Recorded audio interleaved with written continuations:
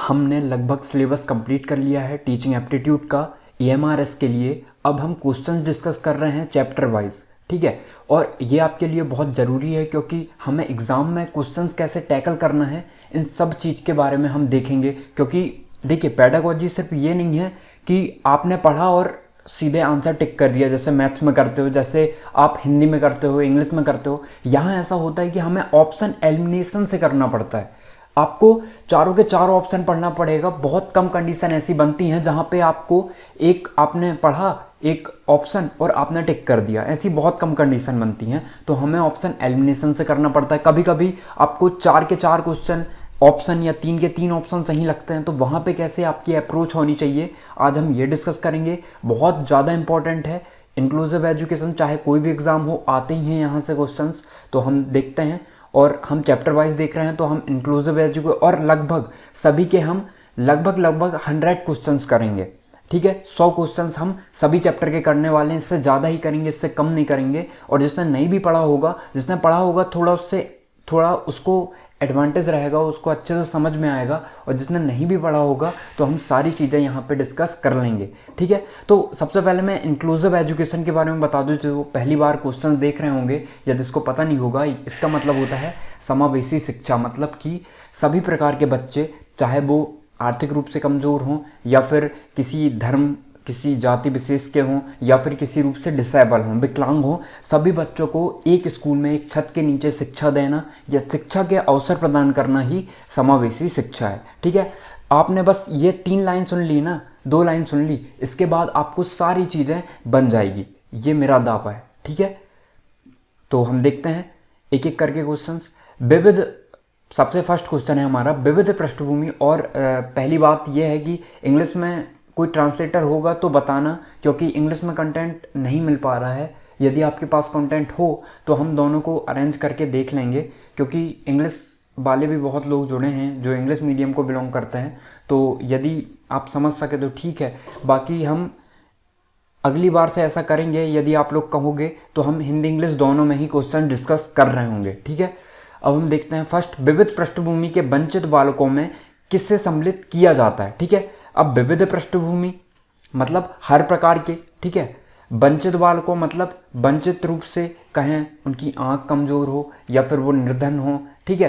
पैसों से वंचित हों या फिर हर प्रकार से वंचित हो सकते हैं, संज्ञानात्मक से वंचित हों, ठीक है। तो हर प्रकार के बालक हो सकते हैं। तो निर्धन तथा गरीब बच्चे, अनुसूचित जाति, अनुसूचित जनजाति या फिर ये सभी, ठीक है। तो विविध पृष्ठभूमि के वंचित बालकों में किसे सम्मिलित किया जाता है, तो मैंने क्या बताया था, सभी इंक्लूसिव एजुकेशन में, चाहे वो सामान्य बच्चे हों चाहे वो किसी प्रकार से वंचित हों, सभी को हम समावेशी शिक्षा में रखते हैं। तो यहाँ पर भी सम्मिलित करने की बात हो रही है तो ये सभी आएगा, ठीक है।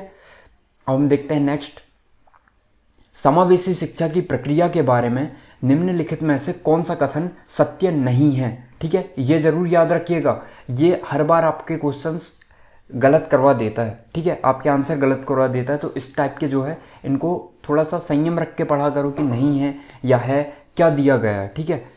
तो आपको लास्ट तक पढ़ना है चीज़ों को। देखते हैं समावेशी शिक्षा की प्रक्रिया के बारे में निम्नलिखित में से कौन सा कथन सत्य नहीं है, ठीक है।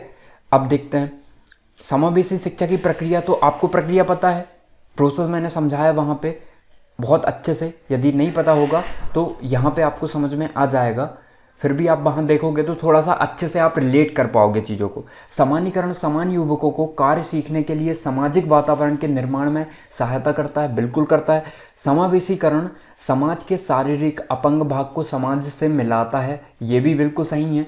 संस्था रहित शिक्षा प्रतिभाशाली बालकों तथा सामान्य छात्रों की सीमाओं को समाप्त नहीं करती है। यदि ये नहीं होता ना तो ये भी सही हो जाता, लेकिन संस्था रहित मतलब, संस्था रहित का मतलब क्या होता है, वो नहीं होना, वो चीज़ नहीं होना। तो संस्था रहित शिक्षा, यदि वो कहीं पर ऐसी जगह में है जहाँ पे संस्था नहीं है, वो वैसे ही सीख रहा है, समाज से सीख रहा है, पड़ोसियों से सीख रहा है, तो क्या होगा, शिक्षा प्रतिभाशाली बालकों तथा सामान्य छात्रों की सीमाओं को समाप्त नहीं करती है, उनकी सीमाओं को समाप्त कर देती है। यदि आप ऐसा कहते तो ये क्वेश्चन कैसा होता, सत्य नहीं है देखना है हमें, तो सत्य नहीं है देखना है। तो यदि आप इसको डिटेल में अच्छे से पढ़ोगे और आप थोड़ा सा वीडियो पॉज कर लिया करो, जिससे क्या होगा कि आप पहले आंसर चूज़ कर लेंगे, जिससे आपको थोड़ी सी और अंडरस्टैंडिंग मिलेगी। यदि आप सही करेंगे तो आपका कॉन्फिडेंस बढ़ेगा, और यदि आप गलत करते हो तो जो चीज़ हम गलत करके सीखते हैं ना, वो अंत तक सीखते हैं,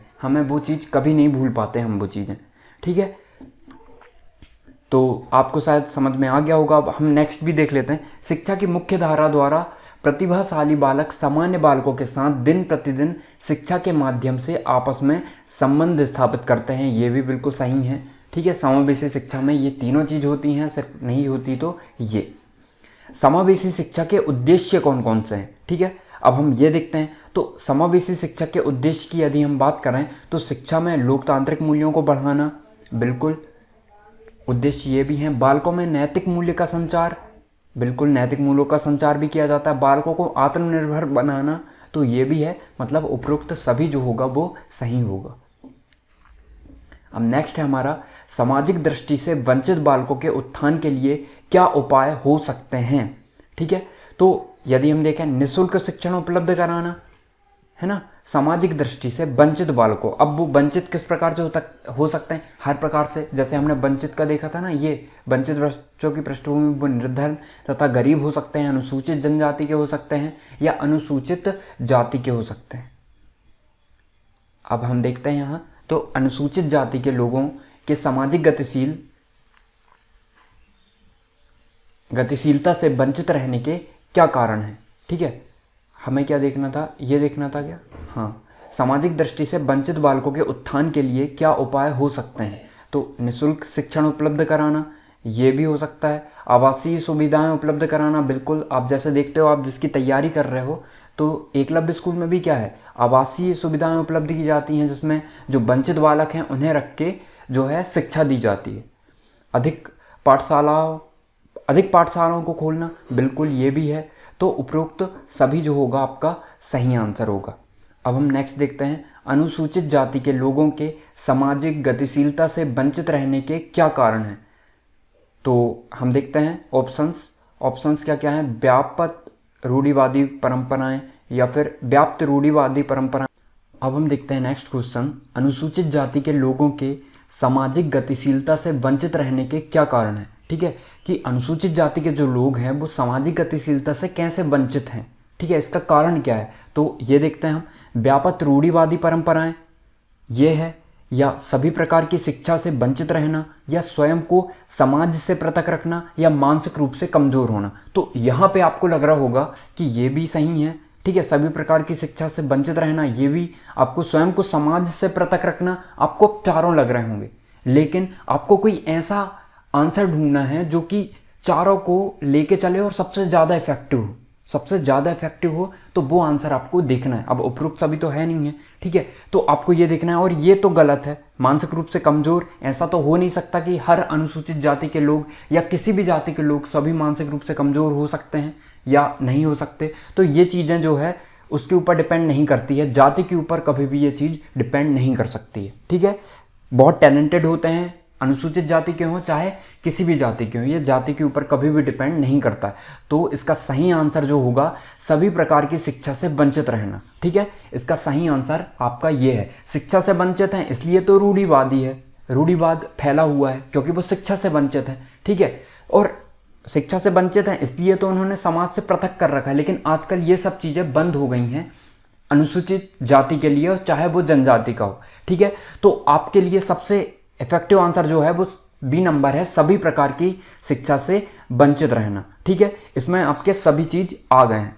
तो आई होप की चीज़ आपको समझ में आ गई होगी।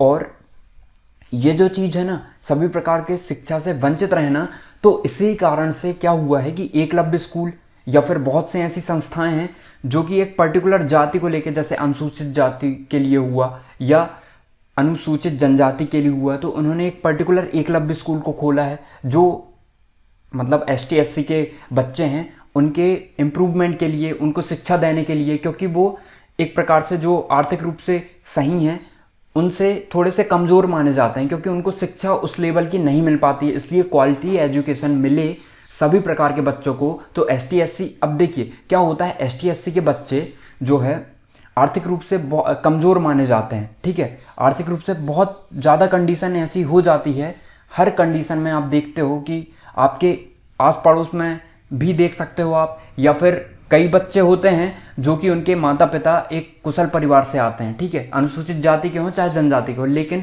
कई बच्चे ऐसे होते हैं, अधिकतर बच्चे आपको ST SC के ही मिलेंगे जो आर्थिक रूप से कमज़ोर होते हैं, तो वो क्वालिटी एजुकेशन नहीं पा पाते हैं। तो इसलिए एकलव्य स्कूल का निर्माण किया गया है। ऐसे बहुत सी संस्थाएं हैं जो कि उन्हें एक पर्टिकुलर ST SC के लिए बनाई गई है, ठीक है। वहाँ पे हर जाति के ले सकते हैं, लेकिन जब सीट बचे तो जब ज़्यादातर सीटें किनके लिए रखी गई हैं? ST SC के बच्चों के लिए, ठीक है। अब हम नेक्स्ट देखते हैं, अनुसूचित जनजाति के बालकों की शिक्षा के खराब स्तर के प्रमुख कारण कौन कौन से हैं, ठीक है। अनुसूचित जनजाति के बालकों की शिक्षा के खराब स्तर के प्रमुख कारण कौन से हैं, हमें ये देखना है। तो विद्यालय में इन बालकों की कम संख्या, या पारिवारिक गरीबी, या शिक्षा का प्रचार प्रसार ना होना, या उपरोक्त सभी। तो क्या होगा? तो ऐसा नहीं कि कभी भी उपरोक्त सभी आंसर आ जाए तो वही होगा, हमें एक बार अच्छे से पढ़ लेना है। तो ऐसी नहीं होगा कि हर कंडीशन में यदि उपरोक्त सभी आ गया तो वही आंसर होगा। इसलिए हमें हर एस्पेक्ट्स में सोचना है, हर ऑप्शन को एलिमिनेट हो सकते हैं तो करना है, और जो नहीं होते तो उन्हें सही मान के चलना है। तो विद्यालय में इन बालकों की कम संख्या, बिल्कुल कम संख्या देखी जाती है। पारिवारिक गरीबी, जैसा कि मैंने आपको पहले ही समझाया। शिक्षा का प्रचार प्रसार ना होना, ठीक है, उन तक चीज़ों का ना पहुँच पाना, क्योंकि पहली बात, यदि वो आर्थिक रूप से परिवार उनका गरीब है तो उनके यहाँ जो है, जो सोशल मीडिया हुई अपनी, जैसे मान के चलिए टीवी हुई, तो उन चीज़ों से वो अनभिज्ञ हैं, है ना। तो उन चीज़ों को, उस चीज़ का ज्ञान नहीं मिल पाता है। शिक्षा का प्रचार प्रसार आप देखते हो हर जगह हो रहा है, बहुत से ऐड भी चलाए जाते हैं। तो ये सब चीज़ें हैं, और इसका हम सही आंसर क्या होगा? उपरोक्त सभी। अब बंचन के मनोवैज्ञानिक प्रभावों में कौन सा सम्मिलित नहीं है? तो बंचन के जो मनोवैज्ञानिक प्रभाव हैं इनको पढ़ना था हमने पढ़ा नहीं है। तो बंचन मतलब क्या होता है? वंचित नाम सुना है? वंचित मतलब उस चीज़ का मतलब कहना चाहिए उस चीज़ का नुकसान होना, या फिर वो चीज़ ना होना, उसकी कमी होना, उस चीज़ को हम वंचित कहते हैं। तो वंचन भी वही है। इसके मनोवैज्ञानिक प्रभाव जो हैं 3 हैं, आपको मैं अभी के लिए बता दूं, इसके मनोवैज्ञानिक प्रभाव 3 हैं। अभिप्रेरणात्मक प्रारूप पर, संज्ञानात्मक प्रारूप पर, और शैक्षिक उपलब्धि पर, ठीक है। तो कौन सा सम्मिलित नहीं है पूछा, इसलिए आपका आर्थिक प्रारूप पर होगा सही। और आर्थिक प्रारूप आप कहोगे इस प्रकार से भी तो वंचित हो सकते हैं, तो आर्थिक प्रारूप आपका जो है इन्हीं पर आ जाता है, इन तीनों पर ही इंक्लूडेड है, इसलिए हमने 3 को ही लिया है। सिर्फ मनोवैज्ञानिक प्रभाव कितने हैं? वंचन के 3 हैं, अभिप्रेरणात्मक, संज्ञानात्मक और शैक्षिक उपलब्धि पर, ठीक है। अब हम देखते हैं नेक्स्ट, वंचित बालकों की शिक्षा के लिए क्या कदम उठाए जाने चाहिए, ठीक है। अब फिर उपरोक्त सभी आ गया है, तो देखते हैं क्या होता है। सृजनशीलता को प्रोत्साहन, विद्यालय में स्वास्थ्य तथा विविध सहगामी क्रियाएं, व्यावसायिक शिक्षा का आयोजन, तो बिल्कुल तीनों सही हैं, तो उपरोक्त सभी आएगा आपका। देखिए, सृजनशीलता को प्रोत्साहन देना ये भी होता है, विद्यालय में स्वस्थ तथा विविध सहगामी क्रियाएं ये भी होती हैं, और व्यावसायिक शिक्षा का आयोजन जो है ये भी आजकल देखा जा रहा है। आप जब ग्रेजुएशन पढ़ते हो तो उद्यमिता का आपका एक अलग से पोर्शन होता है, और आजकल जो अच्छे स्कूल हैं वहाँ पे जो प्राइवेट स्कूल हैं वो भी इस चीज़ को इंक्लूड कर रहे हैं। अब हम देखते हैं नेक्स्ट, विशेष आवश्यकता वाले बच्चों को शिक्षा उपलब्ध कराई जानी चाहिए, ठीक है। तो इसको आपको पॉज करके एक बार खुद से सोच लेना है, फिर आप देख सकते हो। तो हम देखते हैं, विशेष आवश्यकता वाले बच्चों को शिक्षा उपलब्ध कराई जानी चाहिए अन्य समान बच्चों के साथ, विशेष विद्यालयों में बच्चों के लिए विकसित पद्धतियों द्वारा, विश्वविद्यालयों में या विशेष विद्यालयों में विशेष शिक्षकों के द्वारा। तो आपका जो सही आंसर है हम वो देखते हैं, अन्य समान बच्चों के साथ। तो विशेष आवश्यकता वाले बच्चों को शिक्षा उपलब्ध कराई जानी चाहिए। इंक्लूसिव एजुकेशन, समावेशी शिक्षा, इस चीज़ पर ही जोर देता है कि अन्य समान बच्चों के साथ ही सभी प्रकार के बच्चे, चाहे वो आर्थिक रूप से कमज़ोर हों या किसी प्रकार से वंचित हों या किसी प्रकार से विकलांग हों, समान बच्चों के साथ ही उन्हें शिक्षा दी जानी चाहिए। तो ये आपका राइट है। और हम देखते हैं, विशेष विद्यालयों में बच्चों के लिए विकसित पद्धतियों द्वारा, ठीक है। तो ये इस चीज़ पर जो है हमारा जो समानता का अधिकार वो यहाँ पे टूट जाता है, एक प्रकार से हम कहें तो। विशेष विद्यालयों में बच्चों के लिए तो विशेष विद्यालय बनाए जाए उनके लिए, तो ऐसा होता है, बिल्कुल है कि जो सुन नहीं पाते, जो देख नहीं पाते, उनके लिए विशेष विद्यालय होते हैं, लेकिन ये समानता के अधिकार को छीन लेता है हमसे। इसलिए हमें क्या करते हैं, हम सही किसे मानते हैं कि सभी प्रकार के बच्चों को एक संस्था में शिक्षा प्रदान की जाए, यही समावेशी शिक्षा है और उसी के अंतर्गत हम क्वेश्चंस डिस्कस कर रहे हैं। तो आपका सही आंसर ये होगा, ये आपका गलत माना जाएगा, ठीक है।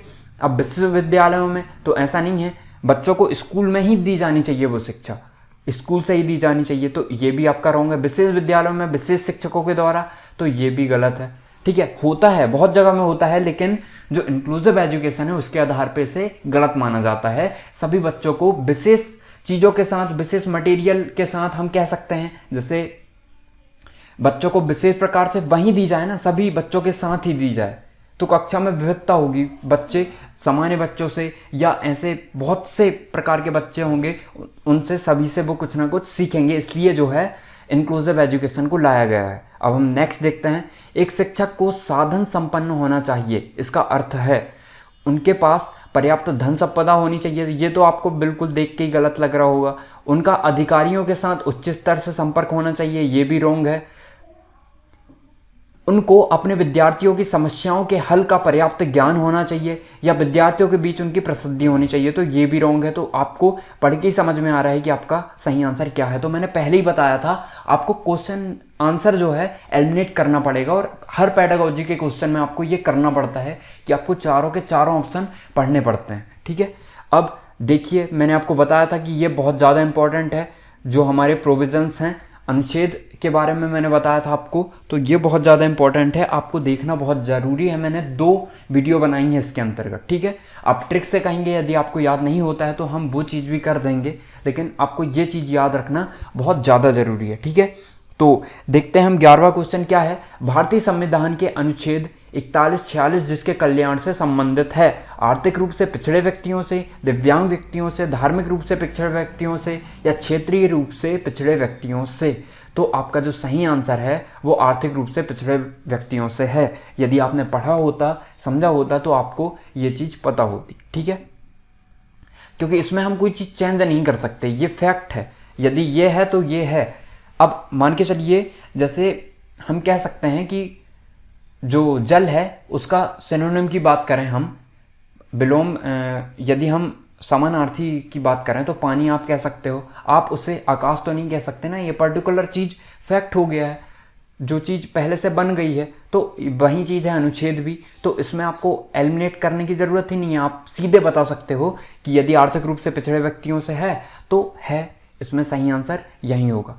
हम देखते हैं नेक्स्ट 12वां, इनमें से कौन सा अनुच्छेद यह कहता है कि धर्म और भाषा के आधार पर आधारित अल्पसंख्यक अपने अनुसार किसी संस्थानों को स्थापित कर चला सकते हैं। तो ये मैंने डिटेल में बताया था आपको, और इंक्लूसिव हमने जब अनुच्छेद डिस्कस किए थे तो इसकी भी बात आई थी, तो शायद ये आपको पता होगा, और जिसने पढ़ा होगा तो वो जो है कमेंट सेक्शन में बताए, ठीक है। इस चीज़ को मैं नहीं बता रहा हूँ, कमेंट सेक्शन में बताओ, जो गलत बताएगा तो उसका आंसर मैं आपको दे दूंगा। अब हम देखते हैं नेक्स्ट, समावेशी शिक्षा, ठीक है। पहले इसका अर्थ मैंने आपको स्टार्टिंग में ही बता दिया है, तो आपको बताना है, हाशिए पर स्थित वर्गों से शिक्षकों को सम्मिलित करने का संबंधित है, कक्षा में विविधता का उत्सव मनाती है, दाखिले संबंधी कठोर प्रक्रियाओं को बढ़ावा देती है, तथ्य की शिक्षा जो है मतारोपण से संबंधित है, तथ्यों की शिक्षा से संबंधित है।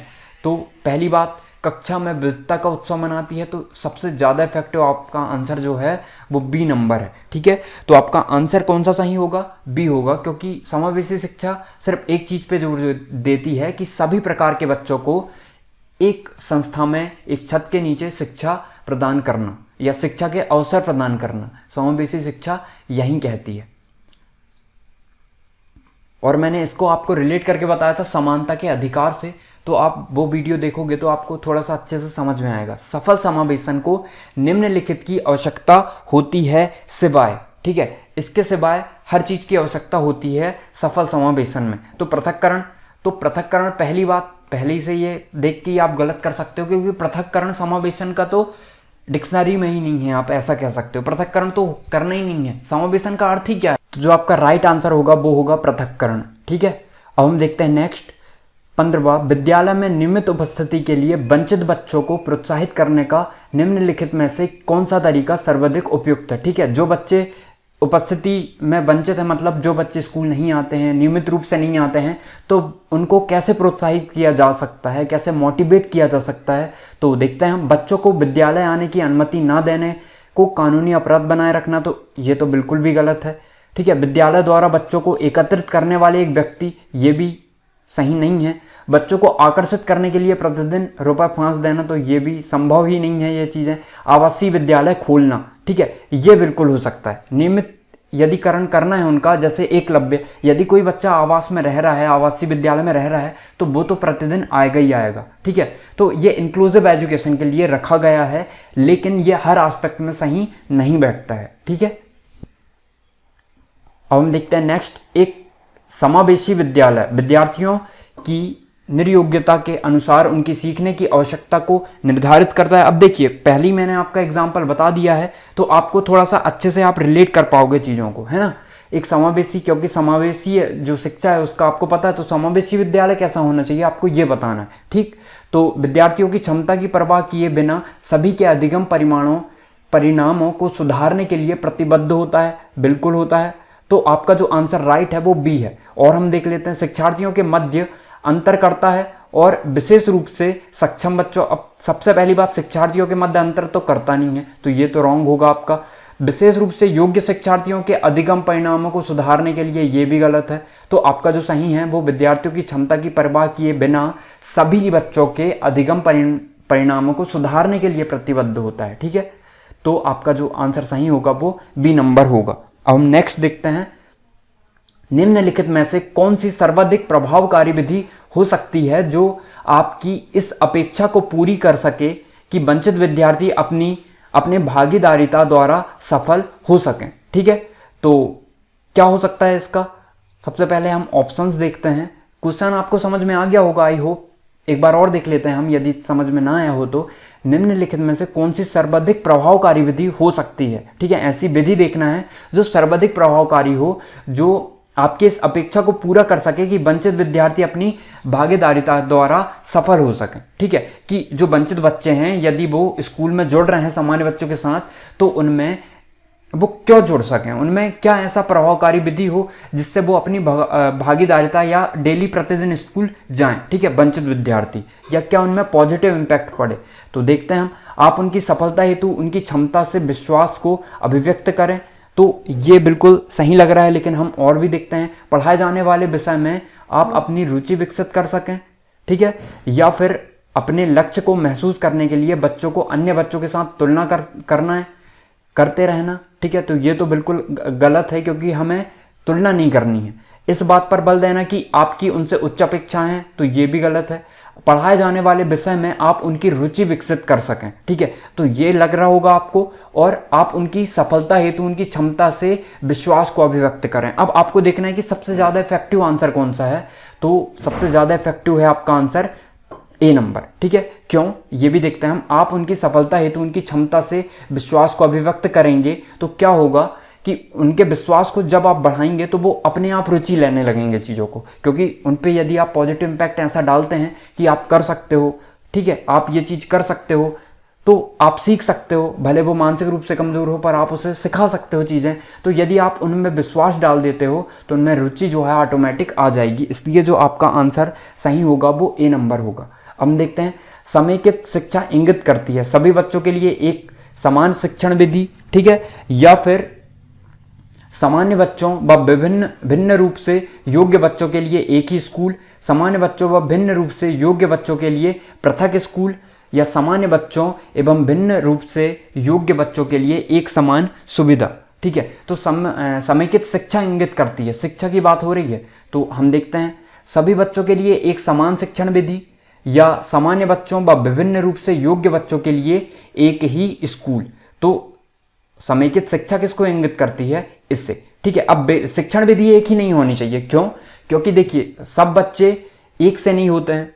ठीक है, कुछ बच्चे होंगे जो इस विधि से उन्हें अच्छे से रिलेट कर पाएंगे और कुछ बच्चे होंगे जो दूसरी विधि से उसको रिलेट कर पाएंगे। तो एक समान शिक्षण विधियाँ भी यूज होती हैं सभी के लिए, लेकिन आप बच्चों के स्तर को देखते हुए आपको जो प्रभावकारी शिक्षण विधियाँ लगे आप उनका यूज कर सकते हैं। लेकिन समेकित शिक्षा की बात करें, सामान्य बच्चों व भिन्न रूप से योग्य बच्चों के लिए एक ही स्कूल। ठीक है, अब हम नेक्स्ट देखते हैं, निम्न में से कौन सी सामाजिक रूप से वंचित की समस्या नहीं है? सीखने के लिए प्रेरणा का अभाव या सृजनशीलता को पोषित होने के लिए के अवसर नहीं मिलना, रहने के लिए स्वस्थ परिवेश या विद्यालय में पक्षपातपूर्ण वातावरण का सामना करना। तो 19 का देखना है हमें, निम्न में से कौन सी सामाजिक रूप से वंचित की समस्याएं नहीं हैं? सामाजिक रूप से बात हो रही है तो यदि हम देखें सीखने के लिए प्रेरणा का अभाव या फिर सृजनशील को पोषित होने के अवसर नहीं मिलना या रहने के लिए स्वस्थ परिवेश या विद्यालय में पक्षपातपूर्ण वातावरण का सामना करना, तो क्या उनकी समस्या है आपको ये बताना है। तो निम्न में से कौन सी सामाजिक रूप से वंचित की समस्या नहीं है? ठीक है, तो समस्या नहीं है की बात हो रही है तो यहाँ पे यदि हम देखते हैं सीखने के लिए प्रेरणा का अभाव की बात करें तो ये भी बिल्कुल लग रहा है। सृजनशीलता को पोषित होने के अवसर नहीं मिलना, रहने के लिए स्वस्थ परिवेश, विद्यालय में पक्षपातपूर्ण वातावरण का सामना करना। तो ये आपको ये सोचना है, प्रश्न अच्छे से पढ़ना है कि निम्न में से कौन सी सामाजिक रूप से वंचित, ठीक है, सामाजिक रूप से जो नहीं होती है कि समस्या नहीं है की बात हो रही है। तो क्या समस्या नहीं होती है जो सामाजिक रूप से वंचित होते हैं? तो सीखने के लिए प्रेरणा का अभाव, ये बात करते हैं हम, क्योंकि वो सामाजिक रूप में समाज में रहे या ना रहे उसमें सीखने के लिए प्रेरणा का अभाव ये नहीं है। ठीक है, होता ही होता है, सब में होता है, चाहे वो किसी प्रकार के परिवेश में हों। तो आपका सही आंसर जो होगा वो ए नंबर होगा। आप देखते हैं विद्यालयों में समावेशन मुख्यतः केंद्रित होता है विशिष्ट श्रेणी वाले बच्चों के लिए सूक्ष्म प्रावधानों के निर्माण पर या केवल निर्योग्य छात्रों की आवश्यकता को पूर्ण करने पर या संपूर्ण कक्षा की कीमत पर या विद्यालयों में निरक्षर अभिभावकों की शैक्षिक आवश्यकताओं पर। ठीक है, तो समावेशन की मुख्यतः केंद्रित होता है। समावेशन जो मैंने आपको पहले बताया था, विशिष्ट श्रेणी वाले बच्चों के लिए सूक्ष्म प्रावधानों के निर्माण पर या केवल निर्योग्य छात्रों के, केवल जहाँ पे भी आ जाए तो वो आंसर हमेशा ही नेगेटिव होता है। ठीक है, उसको गलत माना जाता है। आप किसी भी चीज़ में देख लेना, केवल आ गया या सिर्फ आ गया तो वो आंसर जो है सही नहीं होता है। अब हम देखते हैं संपूर्ण कक्षा की कीमत पर, तो कीमत वाली बात ये भी गलत है। निर्योग्य बच्चों की आवश्यकता को पूरा करने पर या विद्यालयों में निरक्षर अभिभावकों की शैक्षिक आवश्यकताओं पर, तो ये भी गलत है। हमें अभिभावकों को नहीं देखना है, हमें तो बच्चों को देखना है। तो आपका आंसर जो होगा वो ए राइट होगा। शिक्षण में अध्यापकों के द्वारा शिक्षार्थियों का आकलन इन अंतर्दृष्टि को विकसित करने के लिए किया जा सकता है। ठीक है, उनका आकलन कौन सी चीज़ विकसित, अंतर्दृष्टि को विकसित करने के लिए किया जा सकता है, उनका आकलन। ठीक है, तो देखते हैं हम उन विद्यार्थियों की पहचान करना जिन्हें उच्चतर कक्षा में प्रोन्नत करना है, तो ये तो नहीं है। उन विद्यार्थियों की पहचान आकलन इस चीज़ पे नहीं करती है। आकलन तो करता है, जैसे मैंने आपको पहले बताया था, आकलन और मूल्यांकन। आकलन में हम ये देखते हैं कि वो कैसे सीखता है और मूल्यांकन में हम ये देखते हैं कि वो क्या सीखता है। ठीक है, तो ये तो गलत हो गया। उन विद्यार्थियों को प्रोन्नत ना करना जो विद्यालय के स्तर के अनुकूल नहीं है, तो ये भी गलत है आपका।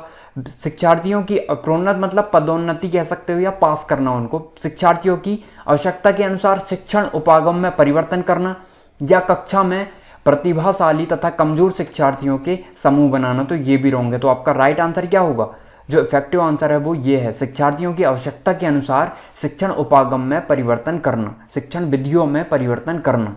ठीक है, हम नेक्स्ट देखते हैं समावेशी शिक्षा उस विद्यालयी शिक्षा व्यवस्था की ओर संकेत करती है। तो ये भी बिल्कुल इजी होगा आपके लिए, क्योंकि ये पहले ही बता दिया हूँ और इस चीज़ से रिलेटेड जो क्वेश्चंस होते हैं वो इजी ही होते हैं, क्योंकि ये सिर्फ आपकी डेफिनेशन पे ही डिपेंड कर रहे हैं। ये समावेशी शिक्षा उस विद्यालय शिक्षा व्यवस्था की ओर संकेत करती है जो केवल बालिका शिक्षा को बढ़ावा देते हैं, तो बिल्कुल नहीं। केवल जहाँ पे आ जाए वो तो गलत ही होता है।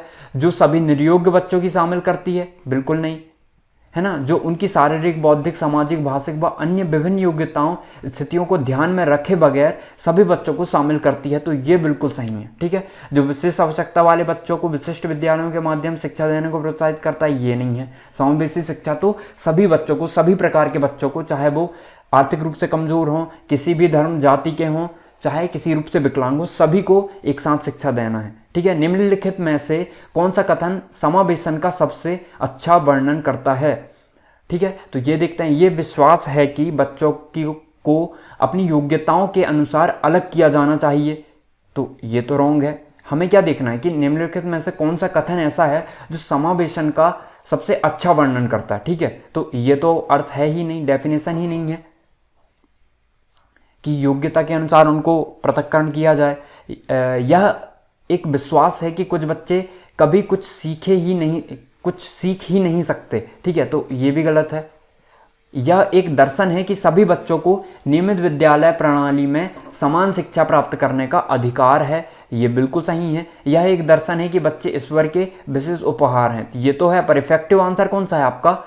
इफेक्टिव आंसर है सी नंबर, ठीक है। अब जे सेकंड वाला क्या है? एक विश्वास है कि कुछ बच्चे कभी कुछ सीख ही नहीं सकते। तो ऐसा तो नहीं है, चाहे वो किसी भी प्रकार का बच्चा हो, किसी भी रूप से विकलांग हो, वो हर दिन कुछ ना कुछ सीखता ही सीखता है। तो ये बिल्कुल रॉन्ग है, ठीक है। तो आपका सही आंसर सी होगा। 24वां देखते हैं, वंचित वर्ग की पृष्ठभूमि के बच्चों को शिक्षा प्रदान करने के लिए शिक्षक को चाहिए कि उन्हें बहुत सा लिखित कार्य दें। ये तो नहीं हो सकता। उनके बारे में अधिक जानकारी जुटाने का प्रयास करें और उन्हें कक्षा में होने वाली चर्चा में शामिल करें। उन्हें कक्षा में अलग बिठाएं, ये भी नहीं हो सकता है। उन पर ध्यान दें क्योंकि वे दूसरे विद्यार्थियों के साथ अंतःक्रिया नहीं करते हैं, ठीक है। तो ये भी रॉन्ग है। आपका सही जो इफेक्टिव आंसर होगा वो क्या होगा? सी नंबर, ठीक है। तो ये समझ गए होगे आप। अब हम देखिए, इस प्रकार के क्वेश्चंस जो हैं वो आपको थोड़ी सी माइंड में और हर एस्पेक्ट में सोचना है। आपको ऐसे क्वेश्चन जो है आपको हर एस्पेक्ट में सोचना है कि आप किस तरीके से उनको सोच सकते हो। उनके जैसे मैं पहले से ही बताते आ रहा हूं कि आपको क्रॉस क्वेश्चंस भी करना है अपने आप से कि यदि ऐसा होता तो क्यों होता। क्योंकि देखिए, हर क्वेश्चन आप कितने ही प्रीवियस ईयर लगा लें, किसी भी टाइप के क्वेश्चन लगा लें, नए क्वेश्चन बनेंगे ही बनेंगे। और ये कब बनेंगे? जब आप डिटेल में चीज़ों को पढ़ते पढ़ते उनके क्रॉस क्वेश्चंस भी करोगे। और ये यदि क्रॉस क्वेश्चन वाली डेवलप कर लोगे ना आप, तो ये आपको जब पढ़ाओगे आप कहीं पे, तो ये भी फायदा करेगी आपको। तो सी आपका ये जो 24वां है उसका सेकंड नंबर बी आपका आंसर सही होगा। अब नेक्स्ट देखते हैं, विविध प्रकार की सामाजिक, आर्थिक और सांस्कृतिक पृष्ठभूमि के बच्चों से युक्त कक्षा सभी विद्यार्थियों के अनुभव को बताती है। यह कथन सही क्योंकि बच्चे अपने साथियों से अनेक कौशल सीखते हैं। तो ये बिल्कुल सही है। सही क्योंकि इसमें कक्षा अधिक श्रेणीबद्ध दिखाई देती है। तो श्रेणी में तो बांटना ही नहीं है हमें उन्हें। गलत क्योंकि यह अनावश्यक है, तो गलत तो हो ही नहीं सकता, ठीक है। तो आपका सही आंसर जो होगा वो ए होगा। तो आई होप कि आपको चीज़ें समझ में आ गई होंगी। इससे रिलेटेड यदि आपको कोई डाउट होगा तो आप कमेंट सेक्शन में पूछ सकते हो, ठीक है। और अभी हमने सिर्फ 25 क्वेश्चंस ही करे हैं। हम और क्वेश्चंस भी डिस्कस करेंगे, तो आपको बिल्कुल भी घबराना नहीं है। हम हर एस्पेक्ट में सोचेंगे इसके बारे में, हर टाइप के क्वेश्चन डिस्कस करेंगे, चाहे वो प्रीवियस ईयर में आए हों या आपको पढ़ने की ज़रूरत है।